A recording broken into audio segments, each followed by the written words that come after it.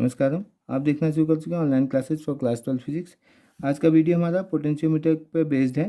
तो पोटेंशियोमीटर एक ऐसी डिवाइस है, इसकी हेल्प से हम किसी सेल का ईएमएफ निकाल सकते हैं। अगर दो सेल दिए हुए हैं तो उनके ईएमएफ का रेशियो फाइंड कर सकते हैं।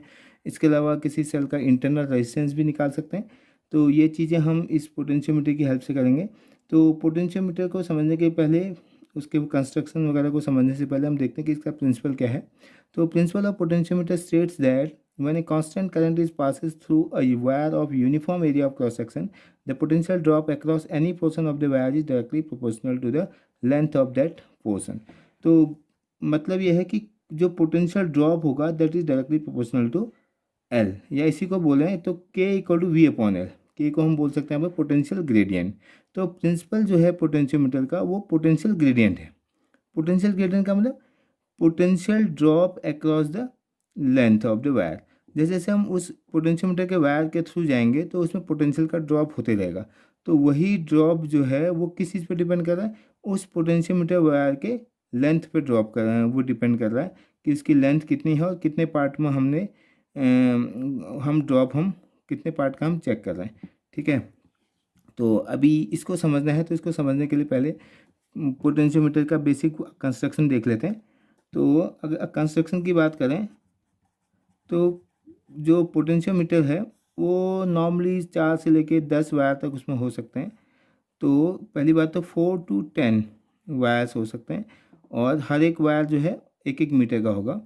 एक मीटर का एक वायर होगा, दूसरा मीटर, ऐसे ये सीरीज़ में लगे रहेंगे। तो एक तो ये है हमारे पास। दूसरा, ये वायर किस मटेरियल का बना होना चाहिए। ये नॉर्मली वायर होते हैं हमारे एलॉयज़ के, जैसे कॉन्स्टेंटन हो सकता है, मैंगनीज। तो ये वायर लगाए जाते हैं। तो बहुत बार पूछा जाता है कि भाई यही वायर क्यों। ये वायर इसलिए लगाए जाते हैं क्योंकि इनका जो अल्फ़ा की वैल्यू होती है, अल्फ़ा क्या था, टेम्परेचर कोफिशिएंट ऑफ रेजिस्टिविटी। इसकी वैल्यू है तो पॉजिटिव में, बट ये इसकी वैल्यू बहुत ही स्मॉल है। तो इसका मतलब टेम्परेचर के राइज होने से हीटिंग इफेक्ट के कारण जो आर टी की वैल्यू होगी, या एट ए सर्टेन टेम्परेचर, तो जो रेजिस्टेंस होगा वायर का वो बहुत ही स्लोली क्या होगा, वो इंक्रीज होगा। तो नेग्लिजिबल चेंज आएगा उसके रेजिस्टेंस में। तो इसलिए हम इन वायर्स का यूज़ करते हैं। और तीसरी बात जो है, इसका डायग्राम देखें तो ये एक वुडन प्लैंक पे ऐसे वो लगाया जाता है। जैसे ये है, यहाँ पर एक स्क्रू होगा उनका। तो इस स्क्रू के बेस पे यहाँ पर एक जोड़, एक वायर ये है, जैसे फिर दूसरा वायर, ऐसे तीसरा वायर, ऐसे चौथा वायर। ये बीच में यहाँ पर क्या है, कुछ वो क्या होगी, मेटेलिक स्ट्रिप्स होंगी, उनकी हेल्प से जोड़ेंगे। यहाँ से यहाँ तक 1 मीटर है, फिर दूसरा मीटर है, फिर तीसरा मीटर है, चौथा मीटर, ए से लेके बी तक मान लो। यहाँ पर भी फिर इसको स्क्रू से टाइट कर दिया जाता है। तो ये एक क्या है, उसका सेटअप है इस टाइप से। तो ये बेसिक स्ट्रक्चर है किसका, पोटेंशियोमीटर का। और इसमें आप क्या करते हैं, ये जो प्लेट्स हैं, ये थिक प्लेट्स की हेल्प से इसको लगाया जाता है। साथ ही इसमें एक इसके पैरेलल में ही एक मीटर स्केल होता है जो हमें लेंथ को मेजर करने में काम आएगा। ये 100 सेंटीमीटर तक चलेगा। एक साइड 100, ऐसे दूसरा, तीसरा, चौथा, ऐसे चलते रहेंगे जितने भी वायर होंगे। अब इसमें क्या करते हैं, इस ए एंड और बी एंड के अक्रॉस हम क्या करते हैं, इस पोटेंशियोमीटर काम करे उसके लिए हमें कोई ना कोई हमें सिस्टम चाहिए, या हमें बैटरी वगैरह की लगानी पड़ेगी जिससे ये वर्किंग कंडीशन में आए। तो उसको हम बोलते हैं प्राइमरी सर्किट। तो प्राइमरी सर्किट का मतलब जो क्या करे, जो पोटेंशियोमीटर को वर्किंग कंडीशन में लाए, तो उसको हमने बोला है प्राइमरी सर्किट। प्राइमरी सर्किट क्या है फिर अब देखते हैं। तो किसी पोटेंशियोमीटर के जो प्राइमरी सर्किट है, सबसे पहले तो ए से लेके, मान लो ए पॉइंट था और ये बी पॉइंट था, ए से लेके बी तक वायर है ना। तो ये वायर की खास बात क्या है, अगर वायर है तो हमारे पास ये जो वायर है, इस वायर के लिए हमें देख लेते हैं पहले। ए से लेके बी तक हमने ये वायर लगा दिया, जितना भी लंबा है उसको हमने एक ही लाइन में दिखा देते हैं। ये सर्किट डायग्राम हो गया एक टाइप से इसका। ये तो वो एक्सपेरिमेंटल है, मतलब जहाँ प्रैक्टिकल में हम या लैब में हम ऐसे दिखता है। लेकिन अगर सर्किट डायग्राम बनाएंगे तो इसको इस वे में बनाएंगे। ए भी एक वायर है, चाहे इसमें 5 मीटर हो, 7 मीटर हो, 10 मीटर हो, जितना भी होंगे इसमें वायर होंगे, नंबर ऑफ़ वायर्स, वो सब ए से बी के अंदर आ गए। इस वायर की खास बात क्या है कि इस वायर का हमें क्या क्या मालूम है, इसका हमें लेंथ मालूम है, ऑब्वियसली खुद ही ले रहे हैं तो हमें लेंथ मालूम है। और हमें किस मटेरियल का लिया है तो उसकी रेजिस्टिविटी मालूम है, एरिया ऑफ क्रॉस सेक्शन मालूम है। तो इसका मतलब हमें इसका क्या है, रेजिस्टेंस भी मालूम है। तो इसका मतलब ये नॉन रेजिस्टेंस का एक वायर है हमारे पास, ठीक है। अब इस वायर के अक्रॉस हमने क्या लगाया, एक सेल लगा दिया, मतलब बैटरी लगाई। ये ऑक्सिलरी बैटरी है या इसको ड्राइवर सेल भी बोल सकते हैं, जो इसको वर्किंग कंडीशन में लाएगा। इसके साथ में की होगी और एक रियोस्टेट होगा।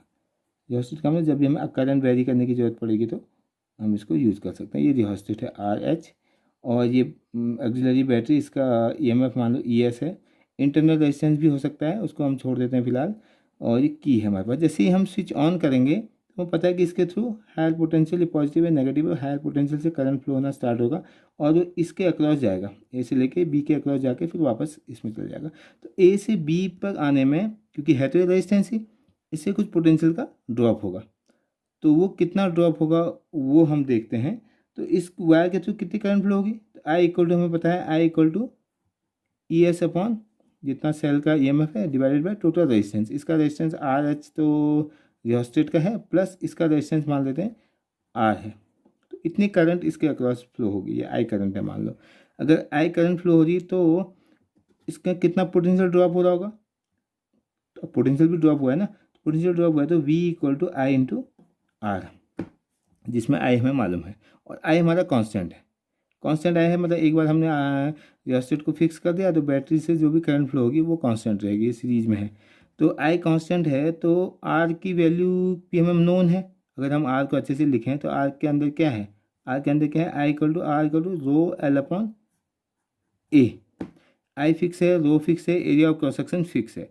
बस सिर्फ वी जो डिपेंड कर रहा है किस चीज़ पर डिपेंड कर रहा है, इसका मतलब एल पे। तो यहाँ से हम कह सकते हैं कि V is proportional to L. अब ये इंपॉर्टेंट बात है, अब ये समझना है हमने। इसका मतलब ये है कि ये जो ए से लेके बी तक का जो वायर था, एक टाइप से क्या पोटेंशियल की तरह है। मान लो यहाँ पर पोटेंशियल जीरो है, जीरो है, और यहाँ पे क्या है, वी है। इसका मतलब ये तो हुआ, अगर पोटेंशियल वी है ए और बी के अक्रॉस, ए बी के अक्रॉस पोटेंशियल वी होने का मतलब, अगर एक साइड में एक टर्मिनल में जीरो पोटेंशियल है तो दूसरे पोटेंशियल में क्या है, प्लस वी है। इसका मतलब ये टर्मिनल हमेशा पॉजिटिव रहेगा, इसके कॉरस्पॉन्डिंग ये टर्मिनल क्या है, नेगेटिव रहेगा। तो पोटेंशियल का ड्रॉप हो जाए इधर से, थोड़ा लेंथ में आएंगे तो थोड़ा ड्रॉप हुआ, वी से थोड़ा कम हो जाएगा, फिर और आएंगे तो वी से और कम हो जाएगा, और आएंगे तो और कम हो जाएगा। यहाँ पर आते आते पोटेंशियल क्या हो जाएगा, जीरो। तो जो ये पोटेंशियल है that is proportional to length. अगर लेंथ की वैल्यू जीरो है तो पोटेंशियल में कोई फर्क नहीं पड़ेगा, लेंथ बढ़ते जाएंगे तो पोटेंशियल में ड्रॉप बढ़ते जाएगा, ड्रॉप होते होते पूरा का पोटेंशियल ड्रॉप होकर यहाँ पे क्या बन जाएगा, जीरो आ जाएगा। इसी को हम बोलते हैं पोटेंशियल ग्रेडियंट।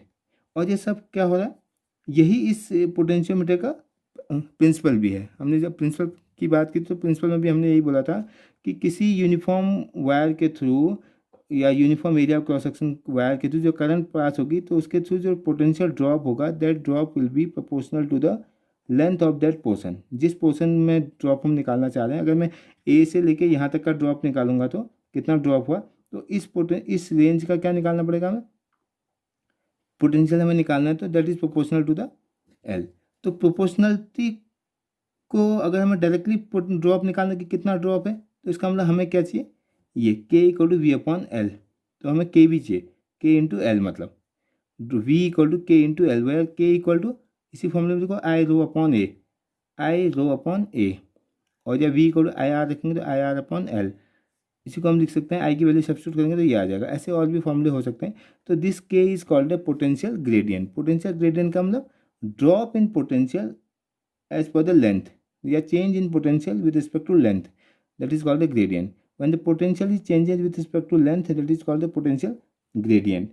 तो इसको समझना है तो हमने ए से लेके बी तक की हमने बात कर ली। तो ये तो था सिर्फ क्या, पोटेंशियोमीटर और उसका प्रिंसिपल, और ये इसका प्राइमरी सर्किट। तो हर पोटेंशियोमीटर में ये होगा ही होगा, है ना। तो ये सेल लगेगा, की लगेगा, रियोस्टेट लगेगा, उसके थ्रू करंट फ्लो होगी और उसके थ्रू पोटेंशियल में ड्रॉप होगा, और वो drop directly proportional to length होगा। तो ये बात हमारी यहाँ तक